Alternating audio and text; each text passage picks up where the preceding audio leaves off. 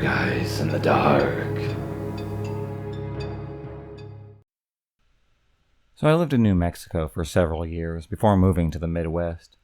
My friend Amy and I, who are both females, would spend many days exploring the remote corners of New Mexico, discovering the abandoned ghost towns, and enjoying the quiet, desolate beauty of the desert. One afternoon, back in March of 2010, we were traveling from Rudeso to Albuquerque. Always up for exploring, we took a back road rather than traveling the most direct highway. One leg of our journey had us on NM 55. It's a remote, teeny tiny 2-lane highway. We love those types of roads, up until that very day. This part of New Mexico is really flat and desolate with desert. You can see for miles. There's virtually nothing except for dirt and rock between the towns, and towns can be miles apart from each other. So we were on the highway, going north. After a few moments, we saw a white pickup truck ahead of us, going the same direction. Suddenly, he stopped his truck sideways in the middle of the highway, blocking both lanes. We were about a mile away from him, and as we got closer, we began to get very uneasy. We could see no reason for him to even do this. We were the only other vehicle out there. We began wondering if we should turn around rather than come up to him and have to stop. We were about half a mile away from him when he pulled over to the opposite side of the highway, but his truck was still pointed in the direction that we were going. We tried to relax a little bit. Surely this guy was a rancher or something. Maybe he was checking something on his land. As we had passed by him, we noticed a few things. First thing was, there was only one person in the truck, a middle-aged guy who never took his eyes off of us. Second, he was talking into a walkie-talkie. A few seconds after we passed him, he pulled back onto the highway, and then he started following us. But he never got too close to us. He would get within a few car lengths, and then he would drop back a little bit, and then speed back up once again, within a few car lengths. We were getting pretty nervous. We realized how alone we really were. We had seen no other traffic on that road, and we haven't told anybody about our great idea to take this detour. We checked our cell phones. Neither one of us had signal. Typical for remote New Mexico, but scary given our present situation. Amy happened to be driving and speeding up while I frantically checked the map, hoping to find a road that would have more traffic. There was no other road. We had to travel this one to get to the next town. Turning around to go back the other way didn't seem like a very good option. After a few moments, we saw another pickup truck coming towards us. He was going very, very slowly, probably about 20 miles an hour or under. This pickup was old, beat up, whereas the one behind us was much newer. Amy had to go up to 75 miles an hour, which wasn't typical for us on these 55-mile highways. We blew by the old pickup truck.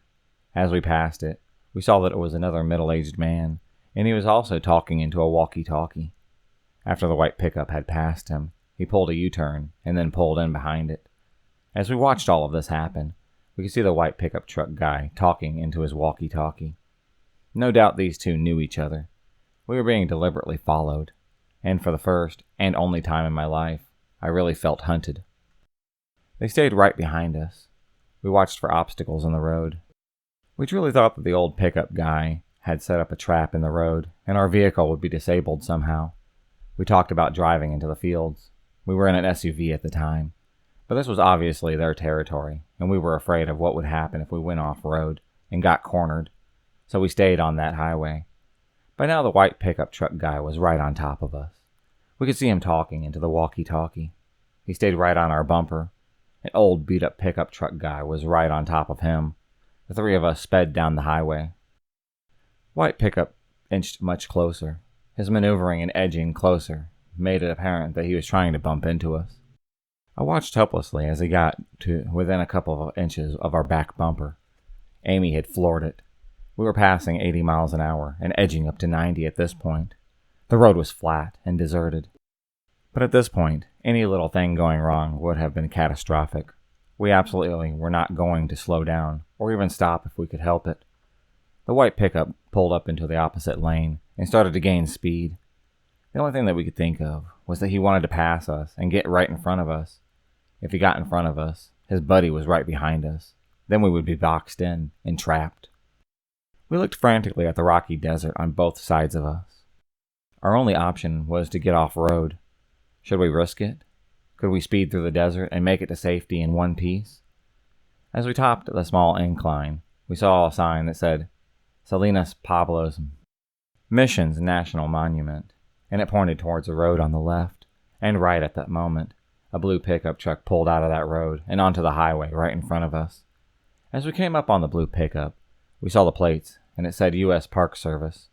We looked at each other, looked right behind us. Both pickup trucks did a U-turn and went the other way. We followed the blue pickup truck to the next town, and then made our way to Albuquerque. I don't know exactly what those guys' intentions were, but they weren't good. There was something seriously wrong out there. I notified the state police. They said that they would keep an eye on things. This area is near where Tara Calico was abducted. It's also about 100 miles from Elephant Butte, which is where David Parker Ray had his little secret torture laboratory. We didn't put all of this together until much later. Even though David Parker Ray had died by the time this had happened to us, we do believe that there are others out there just like him. Part of me thinks that we came into a meth lab territory, but since this happened on an actual highway rather than a backcountry road, I tend to just shrug off that theory. Whatever is going on out there, it really is not good. So about 2 years ago, I was driving home from a family reunion pretty late at night. The drive was about 2 hours long. I didn't stay the night because I had to be back for work the following day. Most of that drive was on roads with dense bushes and trees on either side.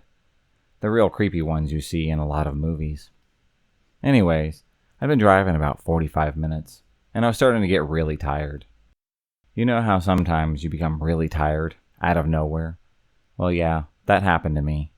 I knew I wasn't going to last, but I didn't come across any place that I felt that I could park and safely sleep. Anyway, after it had become clear to me that I wasn't going to find a place to pull up, and my tiredness wasn't going away, I did something very questionable. I pulled over to the side of the road, onto the grass, behind some bushes, so that I could try to hide my car from anybody else who was going to come past.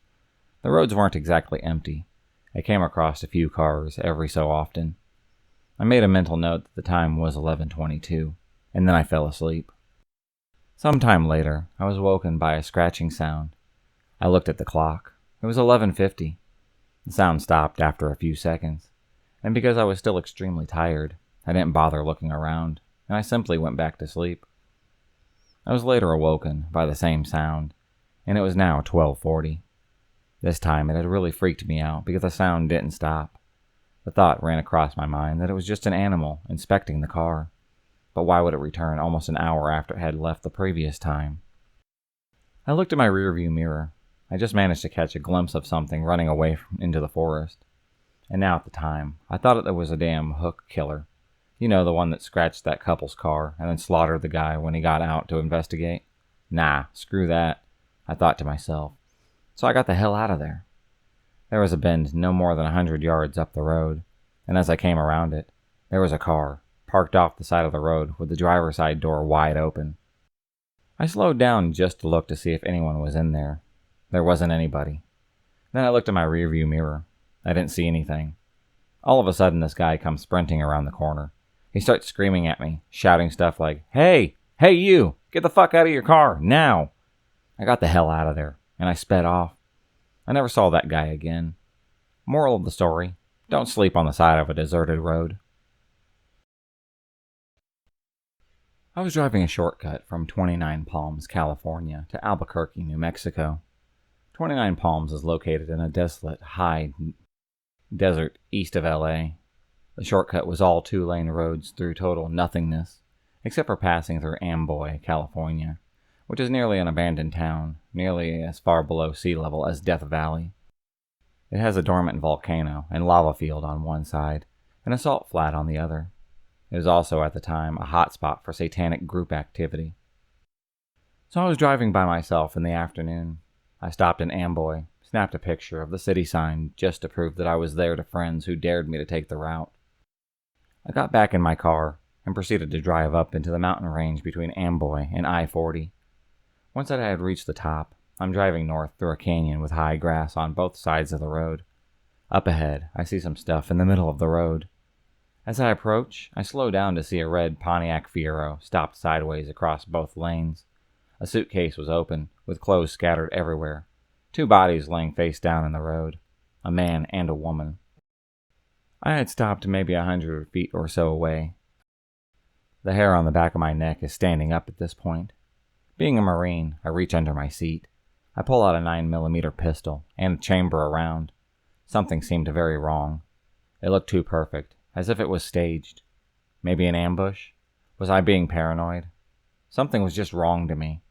Getting out of the car seemed unthinkable. It was the horror movie move. As I scanned the road, I saw a line that I could drive, past the guy in the road on his left, swerve to the right side of the woman, behind the Fiero, and I'd be on the other side. I dropped it into first gear, punched it, and I drove the line that I planned. I passed the back of the Fiero without hitting it or either of the bodies in the road. I continued forward a couple 100 feet, and I slowed down so I could breathe and let my heart slow down. As I looked up into the rearview mirror, I saw that the 2 bodies had gotten up to their knees, and 20 or so people emerged from the tall grass on either side of the road by the car and the bodies. At that moment, my right foot had smashed the gas pedal to the floor. I did not let up until I had to slow down for the I-40 East on-ramp. I will never know what would have happened to me had I gotten out of the car to check on the bodies, or stopped my car closer to them. Somehow I do not think it would have been good. Sometimes real life can be scarier than any movie that you watch. So I was driving through Killeen, Texas, at about 2 a.m. after a coming home thing, and was heading back to my hotel with my wife. I take the exit, and after a quick look back, I see no vehicles. I start to merge over because the hotel entrance is almost right after the off-ramp, and there's not much wiggle room there. As I start to come over, I get suddenly flashed by headlights, and hear this dickwad's horn about 50 feet behind me. So it's not like I was actually going to hit him. So I stop merging and keep going straight, accelerating a bit to get ahead of this car more, and take a more of a roundabout way to get to the hotel.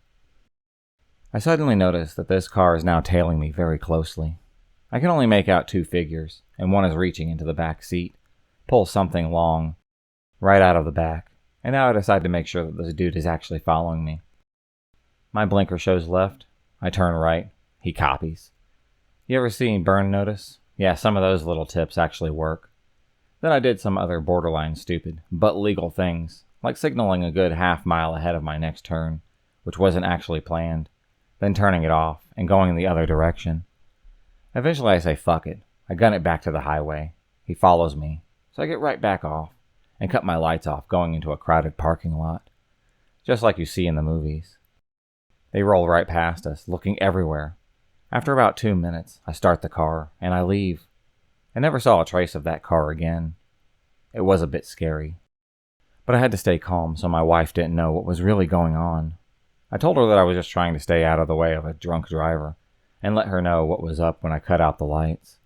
She was none too pleased, but sure that I had lost them. I wasn't, and was paranoid for the next week.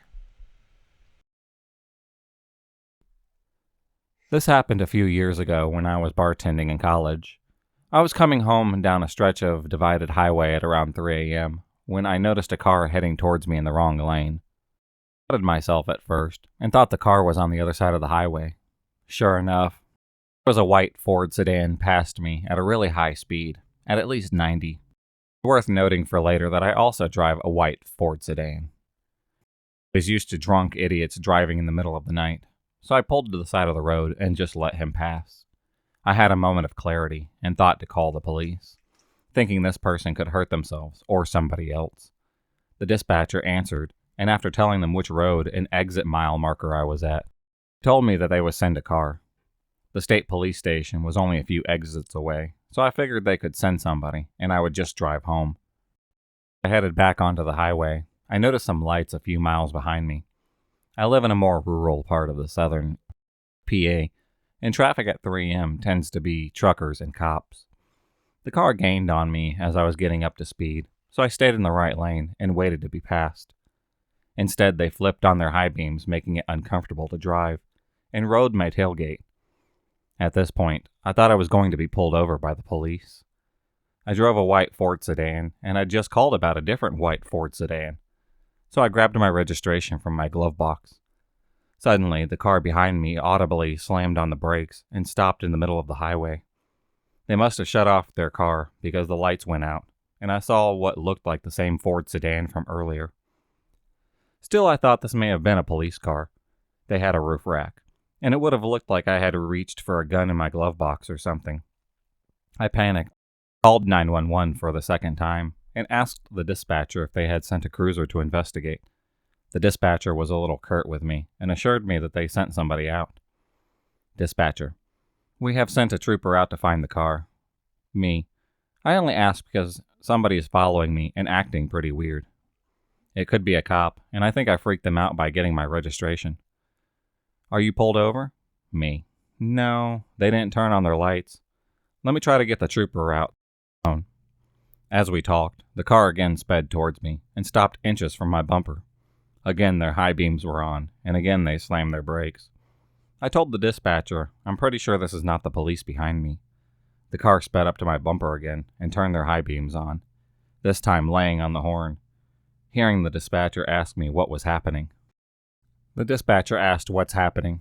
Did you honk? That's the car behind me. I don't think it's a cop. I'll try to get the trooper out again. I don't think that's him behind you. For some reason, this is what shook me. Before I was thinking I would get pulled over, maybe get a ticket. Until then, I was going to the speed limit, trying to avoid getting pulled over. I told the dispatcher, I don't care if I get pulled over. I'm speeding, and if they put their lights on, then I'll just pull over. I started to accelerate, and the person behind me just kept up with me. The speed limit was 55, and they kept on my bumper the entire time. But this time, they were swerving.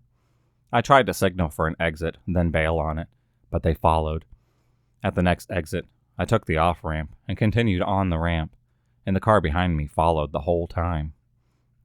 Thought about trying to go to Wawa, which is a convenience store or gas station. That's pretty much the only populated place in the southeastern PA at 3 a.m. But the dispatcher and I thought this would be unsafe. She was calm and talking to another person trying to send police to me. The other person, maybe a supervisor, asked if I could drive to the state police station. Realizing that I was only one exit away, I told her I was coming there, and she said that she would have troopers meet me outside. As I pulled off to the exit, the car followed me. I blew a few red lights trying to get to the police station, and the car tried to pull onto the other lane to pass me, or pull up alongside me. Once the police station was in view, I put on my turn signal, and the car slammed on its brakes again, turned off their lights, and turned into a parking lot. The story ends kind of anticlimactically, as I pulled into the police station and met the trooper. Two of them went to find the car, and I stayed with the third. I thanked the dispatcher and her supervisor, and the state police escorted me home after taking a statement from me. I was never called to follow up or to testify, so I can only assume the person didn't get caught. Edit: I'm a white guy who has never gotten a ticket, so I'm not really the person to comment on the social surrounding police. I completely understand people's feelings about the police, but I don't really have anything to add to that conversation other than listening. I'm a guy, so I don't feel any danger of being assaulted or worse. I felt and still feel like this was an incident of road rage, but I'll never know. I thought this was a cop because of how the person followed me. I remember reading how it's common for police to follow you closely until you break a law so that they can have a cause to stop you. Once I saw the car pulling up quickly, I slowed to 55 and stayed that speed until they honked. We don't really have to worry about fake police where I live, but that's terrifying to think about. If you enjoyed this video, please subscribe, like, and hit the bell for notifications on future videos and become a stalker of the night. And I'll see you next time.